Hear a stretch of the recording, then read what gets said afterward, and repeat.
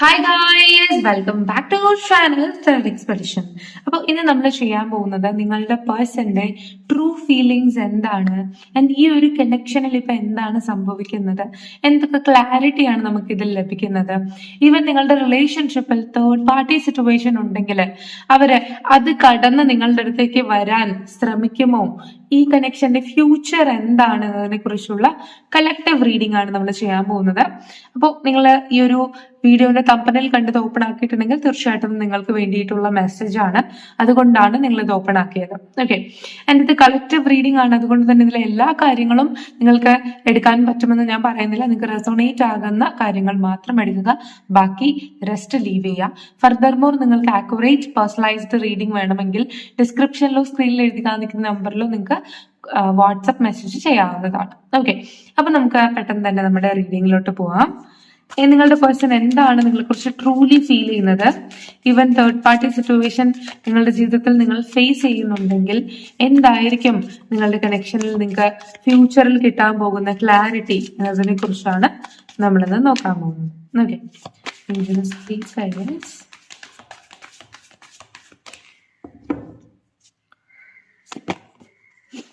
Five of cups.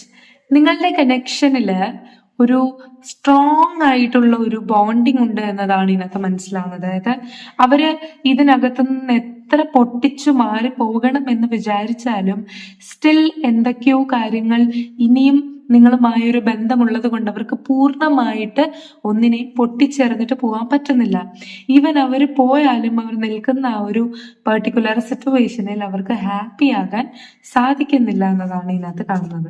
Okay, അതുകൊണ്ട് തന്നെ നിങ്ങളുമായി അവർക്ക് എപ്പോഴും ഒരു സ്ട്രോങ് കണക്ഷൻ ഫീൽ ചെയ്തുകൊണ്ട് തന്നെ ഇരിക്കും എന്നതിനകത്ത് കാണുന്നുണ്ട്. കണ്ടോ, 6 of cups, most loyal card. അതായത് അവർ തന്നെ ചിലപ്പോൾ അവരോട് ലോയൽറ്റി കാണിക്കുന്നില്ലായിരിക്കും, അല്ലെങ്കിൽ അവരുടെ ഫീലിങ്സിന് അവർ ലോയൽ കാണിക്കുന്നില്ലായിരിക്കും, പക്ഷെ അവർക്ക് നിങ്ങളുടെ അടുത്ത് ഒരു സ്ട്രോങ് കണക്ഷൻ ഉണ്ട്. അവർ നിങ്ങളുടെ അടുത്ത് വിട്ട് ഡിറ്റാച്ച് ആയി മാറിപ്പോയി എന്ന് പറഞ്ഞാലും സ്റ്റിൽ അവര് നിങ്ങളെ മിസ് ചെയ്യുന്നുണ്ട്, നിങ്ങൾക്ക് വേണ്ടിയിട്ട് ഒരു പോസിറ്റിവിറ്റി എക്സ്പീരിയൻസ് ചെയ്യുന്നുണ്ട്. ആൻഡ് നിങ്ങളുമായുള്ള റിലേഷൻഷിപ്പിലെ കുറെ മൊമെന്റ്സ് അവർക്ക് ഇന്നും മറക്കാൻ സാധിക്കില്ല, അല്ലെങ്കിൽ ഓരോ നിമിഷവും അവർ ആ ഒരു സന്തോഷമായിട്ടുള്ള മുഹൂർത്തങ്ങളെ കുറിച്ച് ആലോചിച്ചു കൊണ്ടിരിക്കുന്നു. സോ നിങ്ങൾ വളരെ ഇറസിസ്റ്റീവ് ആയിട്ടുള്ള, അട്രാക്റ്റീവ് ആയിട്ടുള്ള പേഴ്സൺ തന്നെയാണ് എന്നതാണ് ഇതിനകത്ത് കാണിക്കുന്നത്. ഓക്കെ,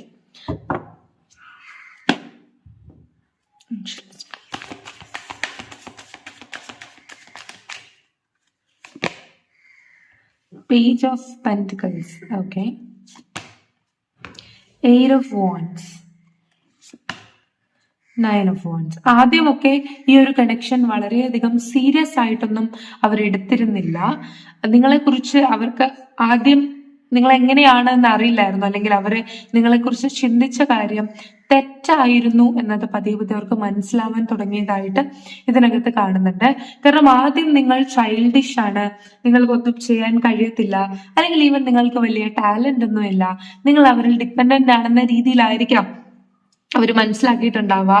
പക്ഷേ പിന്നെ പിന്നെ കറന്റ് സിറ്റുവേഷനിൽ നിങ്ങൾക്ക് ടാലന്റ് ഉണ്ടെന്നും അവരില്ലെങ്കിലും നിങ്ങൾക്ക് മുന്നോട്ട് പോകാൻ സാധിക്കുമെന്നും നിങ്ങൾക്ക് സ്ട്രെങ്ത് ഉണ്ടെന്നും നിങ്ങൾ വിചാരിച്ചാലും ബൗണ്ടറീസ് ഉണ്ടാക്കാൻ സാധിക്കുമെന്നും നിങ്ങൾക്ക് എഫക്റ്റീവായിട്ട് നിങ്ങളുടെ ടാലൻസ് ഉപയോഗിച്ചാൽ നിങ്ങൾക്ക് മുന്നേറാൻ സാധിക്കും എന്നും, അതായത് നിങ്ങളെ കുറിച്ചുള്ള കാഴ്ചപ്പാട് ഈ പേഴ്സൺ തുടക്കത്തിൽ ചിന്തിച്ചു വെച്ചതല്ല ഇപ്പോൾ ചിന്തിക്കുന്നത്.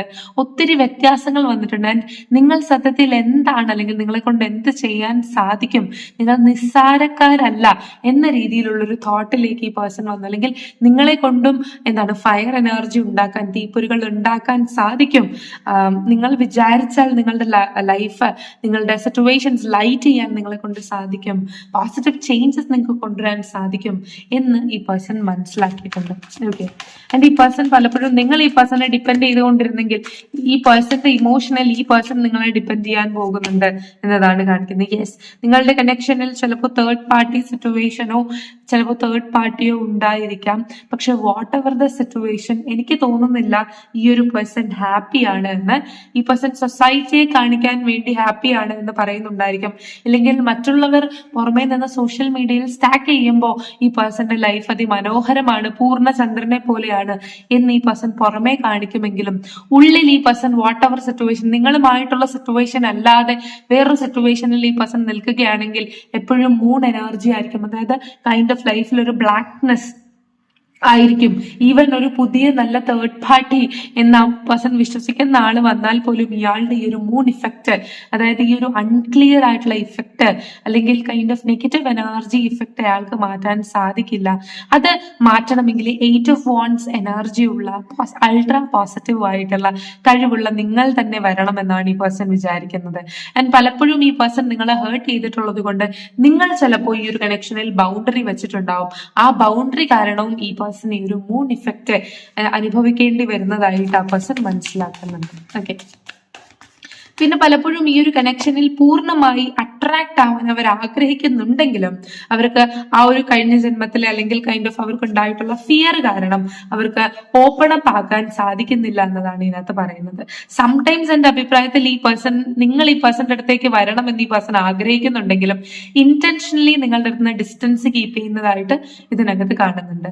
എന്റെ അഭിപ്രായത്തിൽ ഇടയ്ക്കിടയ്ക്ക് ഓൺ ആൻഡ് ഓഫ് സിറ്റുവേഷൻ ആകുന്നത് ഈ പേഴ്സന്റെ സ്ഥിരം സ്വഭാവമാണ്.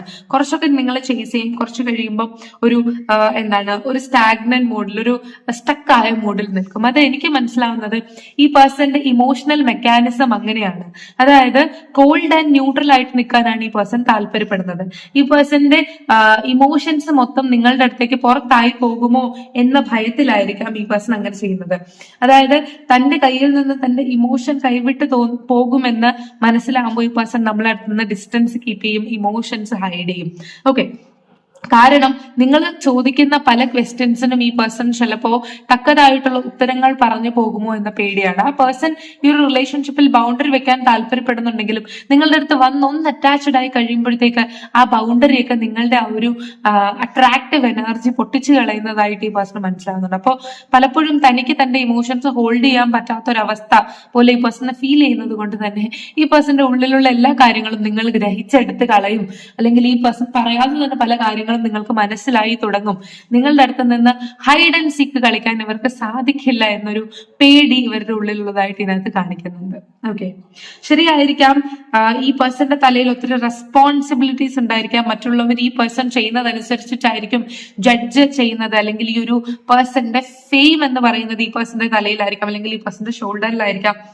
അതുകൊണ്ട് തന്നെ തന്റെ റെസ്പോൺസിബിലിറ്റിയും തന്റെ ഫെയിമും വിട്ടിട്ട് മറ്റുള്ളവര് വരുന്നത് പോലെ അല്ലെങ്കിൽ കൈൻഡ് ഓഫ് ഫ്രീ ആയിട്ടുള്ള ഒരു വ്യക്തി വരുന്നത് പോലെ നിങ്ങളുടെ അടുത്തേക്ക് ഈ പേഴ്സൺ ഒരിക്കലും വരാൻ പറ്റില്ല. ഈ പേഴ്സൺ അതിൻ്റെതായിട്ടുള്ള ബൗണ്ടറീസ് ഉണ്ട്, അത് മനസ്സിലാക്കിയാണ് ആ പേഴ്സൺ നിൽക്കുന്നത്. ഓക്കെ, പിന്നെ വേറെ ചെറിയൊരു എക്സാമ്പിൾ പറയുകയാണെങ്കിൽ, ആരാണോ ഷൂ ഇടുന്നത് അവനെ അറിയൂ അവന്റെ കാലിന്റെ ഏത് ഭാഗത്തു നിന്നുമാണ് തട്ടി വേദന എടുക്കുന്നതെന്ന്. പുറമെ നിന്ന് നോക്കുന്നവരും നല്ല രസമുണ്ട്, ഒരു അടിപൊളി ഷൂ ഒക്കെ ഇട്ട് വന്നു, ഭയങ്കര നല്ലൊരു ക്ലാസിക് അപ്പിയറൻസ് ഉണ്ട് എന്ന് പലരും പറയും അല്ലെ. പക്ഷെ ഇടുന്നവനെ അതിന്റെ ബുദ്ധിമുട്ട് അറിയുള്ളൂ. ഓഫ്കോഴ്സ് ഷൂ എന്ന് പറയുന്നത് ഒരു വളരെ ക്ലാസിക് ആയിട്ടുള്ള ഒരു നമ്മളെ കാലൊക്കെ പ്രൊട്ടക്ട് ആയി നീറ്റ് ആയിരിക്കുന്ന ഒരു ഹൈ ലെവൽ ആയിട്ടുള്ള വ്യക്തികൾ ധരിക്കുന്ന അല്ലെങ്കിൽ കൈൻഡ് ഓഫ് ഒരു സ്റ്റാൻഡേർഡ് ക്ലാസ് ധരിക്കുന്ന ഒരു ഇതാണ് ഷൂ. അങ്ങനെയാണ് നമ്മൾ പലപ്പോഴും പറയാറ്. അല്ലെങ്കിൽ നീറ്റ് ഡിസിപ്ലിൻ കാണിക്കുന്നതാണ് ഷൂ എന്ന് പറയുന്നത്. പക്ഷെ അതിടുന്ന പല വ്യക്തികൾക്കും ചിലപ്പോൾ ചില സാഹചര്യങ്ങളിൽ ഹേർട്ട് ആവാറുണ്ട്. അല്ലെങ്കിൽ പുറമെ നിന്ന് കാണുന്ന എത്രത്തോളം സൗന്ദര്യം ചിലപ്പോൾ അകമ ഇടുമ്പോൾ ഉണ്ടാവില്ല. നമ്മുടെ കാലുകളിൽ പരിക്ക് പറ്റും, പാട് പറ്റും, അല്ലെങ്കിൽ ചിലപ്പോൾ കംപ്രസ്ഡ് ആയിരിക്കും, ചിലപ്പോൾ നമ്മുടെ കാലിന് അനാവശ്യമായിട്ട് വിയർക്കുന്നുണ്ടായിരിക്കും, സ്മെല്ല് വരാൻ സാധ്യതയുണ്ട്.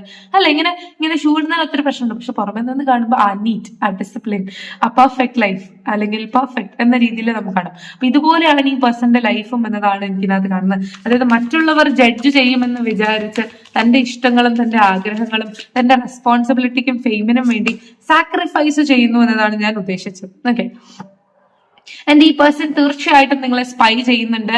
ആൻഡ് നിങ്ങളെ ഈ പേഴ്സൺ സോഷ്യൽ മീഡിയയിൽ നിന്ന് നിങ്ങളുടേതായിട്ടുള്ള കാര്യങ്ങൾ, അപ്ഡേറ്റ്സ് ഈ പേഴ്സൺ കളക്ട് ചെയ്യുന്നതായിട്ടും അത് വെച്ചിട്ട് നിങ്ങൾ ഇപ്പൊ പ്രസന്റ്ലി എന്താണ് ചെയ്യുന്നത് എന്ന് മനസ്സിലാക്കുന്നതായിട്ട്, ഇല്ലെങ്കിൽ മേ ബി ഏതെങ്കിലും വേറൊരു അക്കൗണ്ടിൽ നിന്നോ വേറെ ഏതെങ്കിലും ഒരു വ്യക്തിയുടെ ഒരു ഇൻവോൾവ്മെന്റ് കൂടെ നിങ്ങൾ പ്രസന്റ്ലി എങ്ങനെയാണ്, ഹാപ്പിയാണോ, ഓക്കെ ആണോ, നിങ്ങളുടെ സോഷ്യൽ മീഡിയ അപ്ഡേറ്റ് എന്താണ് എന്ന രീതിയിൽ ഈ പേഴ്സൺ കറക്റ്റ് ആയിട്ട് അത് ചെക്ക് ചെയ്യുന്നുണ്ട് എന്നാണ് ഇതിനകത്ത് കാണുന്നത്. അതുപോലെ ഈ പേഴ്സൺ ഒത്തിരി ഫീലിങ്സ് ഉണ്ട് നിങ്ങളുടെ അടുത്ത്. പലപ്പോഴും നിങ്ങളുടെ പല എന്താണ് സോഷ്യൽ മീഡിയയുടെ അകത്തും വന്ന് കമന്റ് ചെയ്യണമെന്ന് ഈ പേഴ്സൺ ആഗ്രഹിക്കുന്നു. പക്ഷെ തന്റെ മനസ്സിലെ കാര്യങ്ങൾ എന്താണ് എന്ന സത്യാവസ്ഥ നിങ്ങൾ മനസ്സിലാക്കുമെന്ന് വിചാരിച്ച് ഈ പേഴ്സൺ തന്റെ ഇമോഷൻസ് ഉള്ളിൽ ഒതുക്കുകയാണ്. വാട്ട് എവർ ദ സിറ്റുവേഷൻ, ഏത് തേർഡ് പാർട്ടി സിറ്റുവേഷനിലാണോ ഈ പേഴ്സൺ നിൽക്കുന്നത്, അവിടെ ഈ പേഴ്സൺ ഒരിക്കലും സമാധാനമായിട്ടല്ല നിൽക്കുന്നത്. ഈ പേഴ്സൺ അവിടെ ഒരിക്കലും റൂട്ട് ഉറയ്ക്കുന്നില്ല എന്നതാണ് സത്യം. ആൻഡ് ഈ പേഴ്സൺ സ്വതന്ത്രനാവാൻ ആഗ്രഹിക്കുന്നു എന്ന് തന്നെയാണ് ഇതിനകത്ത് കാണുന്നത്. അതാണ് ആ പേഴ്സന്റെ ഫീലിങ്സ്. സോ നിങ്ങൾ മാനിഫെസ്റ്റ് ചെയ്യുന്നുണ്ടെങ്കിൽ ഡൗട്ട് കൂടാതെ മാനിഫെസ്റ്റ് ചെയ്യുക. ബിക്കോസ് തേർഡ് പാർട്ടി സിറ്റുവേഷൻ എത്ര സ്ട്രോങ് ആണെങ്കിലും നിങ്ങൾക്ക് നിങ്ങളുടെ പേഴ്സണെ തിരിച്ചു പിടിക്കാൻ സാധിക്കും. കാരണം ഈ ഒരു പേഴ്സൺ തീർച്ചയായിട്ടും നിങ്ങളുടെ അടുത്ത് ഇമോഷൻ ഉണ്ട്. ചിലപ്പോൾ സമയം എടുക്കുമായിരിക്കാം, പക്ഷെ ഇമോഷൻ ഉള്ളത് കൊണ്ട് തന്നെ ഈ ഒരു പേഴ്സൺ നിങ്ങളുടെ അടുത്തേക്ക് തിരിച്ച് വരുമെന്നതാണ് ഇതിനകത്ത് കാണുന്നത്. യൂണിവേഴ്സും നിങ്ങളെ സഹായിക്കാൻ ഉണ്ട്. അതുകൊണ്ട് തന്നെ പലതരത്തിലുള്ള ഏഞ്ചൽ മെസ്സേജസ് 2222 അല്ലെങ്കിൽ 333 അല്ലെങ്കിൽ 999 അങ്ങനെയുള്ള 333 അങ്ങനെയുള്ള മെസ്സേജസ് നിങ്ങൾ കാണുന്നുണ്ട് എന്നതാണ് എനിക്ക് മനസ്സിലാവുന്നത്. അങ്ങനെയാണെങ്കിൽ ഏഞ്ചൽസ് നിങ്ങളുടെ റിലേഷൻഷിപ്പ് അല്ലെങ്കിൽ നിങ്ങൾ പ്രസന്റ്ലി ചിന്തിക്കുന്ന കാര്യത്തിൽ നിങ്ങളുമായി കമ്മ്യൂണിക്കേറ്റ് ചെയ്യാൻ ആഗ്രഹിക്കുന്നു. ഏഞ്ചൽസ് നിങ്ങളുടെ കൂടെ ഉണ്ട് എന്നതാണ് അതിന്റെ അർത്ഥം. നിങ്ങൾ വെയിറ്റ് ചെയ്യുക. നിങ്ങളുടേതായിട്ടുള്ള റിസൾട്ട് നിങ്ങളുടേതായിട്ടുള്ള ഡിവൈൻ ടൈമിൽ നിങ്ങൾക്ക് ലഭിക്കും എന്നതാണ് എന്റെ അഭിപ്രായത്തില്.